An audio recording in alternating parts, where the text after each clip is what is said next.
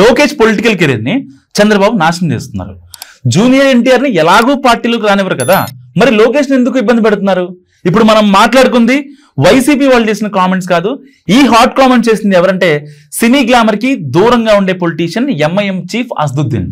అయితే ఆయన చంద్రబాబుని టార్గెట్ చేయనని అంటూనే టార్గెట్ చేస్తున్నారు. అయితే ఎక్కడ జరిగిందంటే ఇది వక్ఫ్ చట్టం గురించి ప్రజల్లో ఒక అవేర్నెస్ తీసుకురావడానికి కర్నూలులో ఒక చిన్న సభ పెట్టారు, బాగానే ఉంది.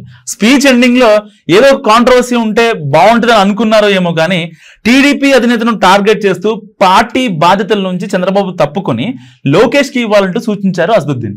ఇదే టైంలో జూనియర్ ఎన్టీఆర్ ప్రస్తావన తెచ్చి ఎన్టీఆర్ కు ఎలాగూ ఇవ్వరు కదా, లోకేష్ ఫ్యూచర్ సెట్ చేయండి అంటూ అసదుద్దీన్ అన్న మాటలు మరోసారి హీట్ పెంచాయి తెలుగు రాష్ట్రాల్లో. ఈ కామెంట్స్ చేస్తున్న టైంలో ఎప్పుడైతే ఎన్టీఆర్ పేరు ఎత్తారో అక్కడున్న ఫ్యాన్స్ అంతా గట్టిగా అరిచారు. షాక్ అయిన అసదుద్దీన్ జూనియర్ ఎన్టీఆర్ కు ఇంత పాపులారిటీ ఉందా, నాకు తెలియదు అంటూ మాట్లాడారు ఆయన. సో అంతేకాదు టీడీపీ పగ్గాలు ఎన్టీఆర్ చేపట్టే ఛాన్స్ ఉందా లేదా అంటూ అక్కడ ఉన్న వారికి ఆయన కౌంటర్లు వేశారు.